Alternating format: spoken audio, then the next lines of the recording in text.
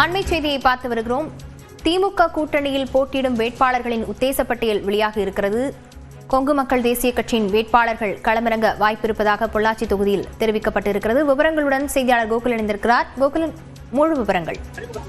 திமுக கூட்டணியில கூட்டணி கட்சிகளுக்கு எந்தெந்த தொகுதிகள் என்பது ஏறக்குறைய இறுதி செய்யப்பட்டு வரக்கூடிய நிலையில தற்பொழுது வேட்பாளர்களையும் கூட்டணி கட்சிகள் தேர்வு செஞ்சுட்டு வர்றாங்க. அந்த அடிப்படையில கொங்குநாடு மக்கள் தேசிய கட்சிக்கு 2 தொகுதிகள், ஒரு தொகுதி திருச்செங்கோடு தொகுதியில ஏற்கனவே வெற்றி பெற்ற அந்த கட்சியுடைய பொதுச்செயலர் ஈஸ்வரன் போட்டியிட இருப்பதாகவும், அதே போல பொள்ளாச்சி தொகுதியில நித்யானந்தம் போட்டியிட இருப்பதாகவும் தற்போதைய தகவலா இருக்கிறது.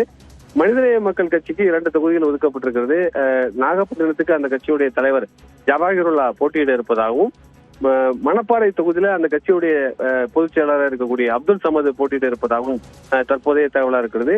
மனிதநேய ஜனநாயக கட்சிக்கு சிதம்பரம் தொகுதி ஒதுக்கப்பட்டிருக்கிறது. சிதம்பரம் தொகுதியில அந்த கட்சியுடைய தலைவர் தமிம் அன்சாரியே போட்டியிட இருக்கிறார். அதே போல முக்குளத்தூர் புலிப்படை கட்சிக்கு சிவகங்கை தொகுதி ஒதுக்கப்பட இருக்கிறது. அந்த கட்சியுடைய தலைவர் கருணா சங்க போட்டியிட இருக்கிறார். தமிழர் தேசம் கட்சிக்கு நத்தம் தொகுதி ஒதுக்கப்பட்டிருப்பதாக தகவல் இருக்கிறது. அந்த கட்சிக்கு அந்த தொகுதியில அந்த கட்சியுடைய தலைவர் செல்வகுமார் போட்டியிட இருப்பதாக தற்போதைய தகவலாக இருக்கிறது. இன்று மாலை முதலமைச்சர் கூட்டணி கட்சிகளுக்கு எந்தெந்த தொகுதிகள் ஒதுக்கப்பட்டுள்ளது என்ற அதிகாரப்பூர்வமாக அறிவித்த பின்னர் இந்த வேட்பாளர் பட்டியலை கூட்டணி கட்சிகள் அதிகாரப்பூர்வமாக அறிவிப்பார்கள் என்ற தகவல் கிடைக்கப்பட்டிருக்கு. விவரங்களுக்கு நன்றி கோகுல்.